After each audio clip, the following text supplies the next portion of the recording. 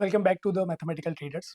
दोस्तों, आज के इस वीडियो में हम लोग एक डिटेल एनालिसिस करने वाले हैं एक्सयू यूएसडी का। साथ के साथ ये भी देखेंगे जो गोल्ड सिल्वर रेशो है वो इसको किस तरीके से अफेक्ट करता है। वीडियो पे चलने से पहले छोटा सा डिस्क्लेमर, ये जो वीडियो है कंप्लीटली एजुकेशन पर्पज से है। ये कोई भी बाय और सेल रिकमेंडेशन नहीं है और मैं सेबी रजिस्टर्ड रिसर्च एनालिस्ट नहीं हूँ। अगर आप कोई भी इन्वेस्टमेंट करते हैं तो अपने सलाहकार से, रिसर्च एनालिस्ट से अच्छे से सलाह मशवरा करने के बाद ही कोई इन्वेस्टमेंट करें। चलिए सीधा स्क्रीन की तरफ चलते हैं। अगर मैं पहले वन डे के चार्ट में बात करूं, ये मेरा चार्ट ऑलरेडी फिबोनाची इसमें लगी हुई है। आप देख सकते हो, मैंने आपको पहले भी बताया था कि ये 0.786 वाले एरिया से जो है एक सपोर्ट ले रहा है, तो इसने यहाँ से सपोर्ट लिया है। अब चांसेस हैं कि यहाँ पर जो है ना थोड़े टाइम के लिए आपको चॉपी साइडवेज प्राइस एक्शन मिल सकता है या फिर थोड़ा सा बुलिश रिलीफ मिल सकता है, क्योंकि अगर आप वन डे में मैकडी देखोगे तो मैकडी अभी भी रेड है, लेकिन अगर मैं इसको छोटे टाइम फ्रेम में लाऊं तो 12 आवर जो मैकडी है ना, it is very close to becoming red. वहीं अगर मैं 8 घंटे के चार्ट में लाऊं तो ये ऑलरेडी ग्रीन हो चुका है और नीचे से इसने जो ब्लू लाइन है उसने ऑरेंज लाइन को क्रॉस ओवर कर दिया, यानी कि बुलिश क्रॉस ओवर यहाँ पे हो चुका है।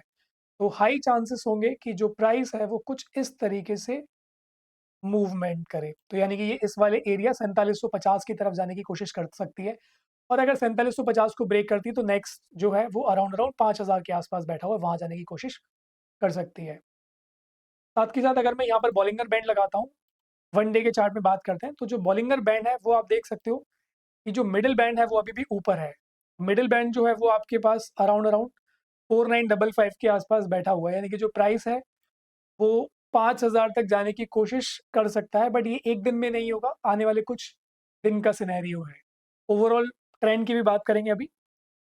अगर मैं वीकली टाइम फ्रेम की बात करूं तो वीकली टाइम फ्रेम में जो सुपर ट्रेंड इंडिकेटर है, मैंने आपको पहले भी कई वीडियो में बताया था कि ये एक बहुत ही मजबूत सपोर्ट है जो काम करने वाला है, तो इसने इसको सपोर्ट दिया है। अब ये जो वीकली क्लोजिंग है, अगर ये हैमर कैंडल बनेगी तो बहुत हाई चांसेस होंगे कि जो प्राइस है वो कुछ इस तरीके से मूव करे, लेकिन अगर ये इसके नीचे क्रॉस हो जाएगा, अगर ये रेड हो गया क्लोजिंग पर, तो हम लोग जो है जो ओवरऑल बुल रन है वो खो देंगे।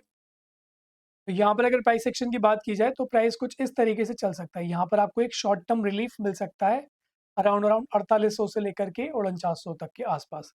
तो प्रीवियस और ये दोनों आपको बता रहे हैं कि 4750 4800 ऑलमोस्ट ऑलमोस्ट पॉसिबल है। वहीं अगर मैं बात करूं मूविंग एवरेजेस में, तो मूविंग एवरेजेस में एक चीज़ थोड़ी सी खराब हो रही है।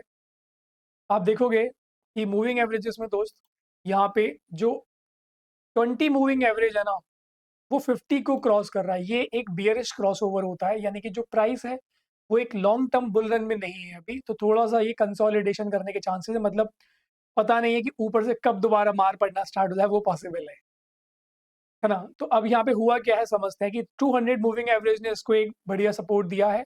अब जो 100 मूविंग एवरेज है वो एक रेजिस्टेंस की तरह काम करेगा, वो अगर ब्रेक करेगा तो नेक्स्ट ये 20 मूविंग या 50 देखना पड़ेगा कि कौन सा क्रॉसओवर यहाँ पर बनता है। अगर इसने ऊपर से इसको क्रॉस कर दिया तो पहले 20 वाला जो है वो ऐसा रेजिस्टेंस की तरह काम करने वाला है। साथ साथ अगर मैं छोटे टाइम फ्रेम में बात करूं, मैंने आपको पहले भी बताया था कि छोटे टाइम फ्रेम में ये एक बुलिश डाइवर्जेंस बना रहा है। प्राइस जो है वो लोअर लो बना चुका है और जो आरएसआई है उसने लोअर हाई बनाया, तो this is playing a bullish divergence, इसको आप ऐसे समझ सकते हैं। ठीक है, so it is a bullish divergence. लेकिन अगर मैं इसको कनेक्ट करना चाहूँ दोस्त, इस चीज़ से समझो कि अगर आप ये सारी चीज़ें भूल जाओ तो नीचे से प्राइस जो है ना वो कुछ बुलिश ट्रेंड में आना स्टार्ट हो रहा है, but it is a short term strategy. Short term में क्या हो रहा है कि प्राइस ने एक लो लगाया, फिर एक हाई लगाया, फिर एक लोअर लो, फिर एक हाई लगाया। लेकिन मेरी एक्सपेक्टेशन ये थी, मैंने आपको बताया था कि जो मेरा ट्रेड सेटअप है वो कुछ ऐसा है कि जब ये लोअर हायर हाई और हायर लो बनाना स्टार्ट करेगा तो मैं फिबोनाची एक्सटेंशन से एक्सपेक्ट करूंगा कि इसका जो नेक्स्ट प्राइस एक्शन होने वाला है वो कहाँ तक जा सकता है। तो मेरे हिसाब से जो मेरी ट्रेड थी वो 4512 के आसपास थी, है ना। इसको 4635 तक जाना चाहिए था, बट ये आधे से अभी लौट कर गया है, but it is taking support. अभी तक इसने 4509 को क्रॉस नहीं करा है, तो बहुत हाई चांसेस होंगे कि आने वाले एक दिन दो दिन में आपको ये प्राइस यहाँ पे जाता हुआ दिखे। It is almost likely scenario. वहीं अगर मैं बात करूं कि XAU XAG यानी कि जो गोल्ड सिल्वर है वो इससे किस तरीके से रिलेटेड है, अगर आप एक लॉन्गर टर्म देखोगे तो इसने एक बहुत ही बड़ा बेयरिश मोमेंटम दिया है, जो यहाँ से स्टार्ट हुआ और यहाँ पर जाके एंड हुआ। यहाँ मतलब अगर आप देखोगे 107 से लेकर के ऑलमोस्ट 43 तक इसने लो लगाया। तो अगर मैं यहाँ पर फिबोनाकी ड्रॉ करता हूँ तो आप देख सकते हो इस फिबोनाकी में जब भी फिबोनाकी रिट्रेसमेंट करता है तो सबसे ज्यादा क्रूशियल जोन होता है 0.5 और 0.618 के बीच वाला एरिया, जो इस समय कहाँ बैठा है, वो इधर बैठा हुआ है। ठीक है, तो अगर इसको ये डाउन ट्रेंड कंटिन्यू रखना है तो यहाँ से एक डाउन ट्रेंड इसको लेना पड़ेगा, तो हाई चांसेस हो सकते हैं कि ये पहले 75 और 82 के बीच में जाए। ठीक है, बट ये एक लॉन्ग टर्म सिनेरियो, 3 दिन का चार्ट मैं बात कर रहा हूँ। लेकिन अगर मैं इसी चार्ट को आपको थोड़े शॉर्ट टर्म में दिखाऊं, एक बार इस फिबोनाकी को हटाते हैं और एक और चीज समझते हैं। यहाँ पर आप देखेंगे कि अगर मैं 12 घंटे का चार्ट लगाता हूँ तो 12 घंटे के चार्ट में तो यू आर फीलिंग कि ये एक कंसोलिडेशन जोन में जा चुका है। अगर मैं यहाँ पर एक पैरेलल चैनल बनाऊं, जो कि यहाँ से स्टार्ट कर लेते हैं, तो ये इस तरीके से मूव कर रहा है। आपको पता होना चाहिए कि जब भी गोल्ड सिल्वर रेशियो बढ़ता है तो चांदी हमेशा डाउनफॉल करता है जनरली, और गोल्ड एक छोटा करेक्शन लेता है।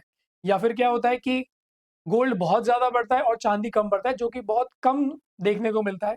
तो यहाँ से आप देख सकते हो, इसको अगर आप ऑब्जर्व करो तो इसके मिडिल जोन से इसने सपोर्ट लिया है, एक हैमर कैंडल बनाई है, एक बुलिश कैंडल भी बना रहा है ना। तो हाई चांसेस होंगे कि यहाँ पर ये किस तरीके से मूव करे, ये कुछ इस तरीके से मूव कर सकता है।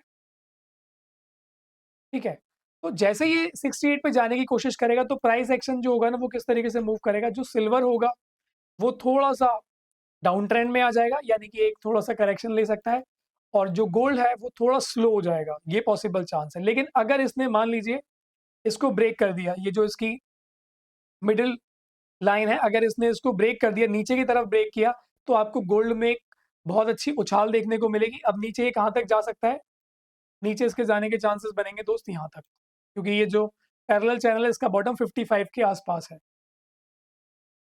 तो यहाँ से भी आप गोल्ड के प्राइस एक्शन का अंदाजा ले सकते हैं कि करंटली जो गोल्ड है वो थोड़ा सा कंसोलिडेशन में रहने वाला है। आने वाले 1 दिन 2 दिन में आपको सिल्वर में थोड़ी सी सेलिंग देखने को मिल सकती है, क्योंकि ये यहाँ से एक बुलिश कैंडल ऑलरेडी बना चुका है।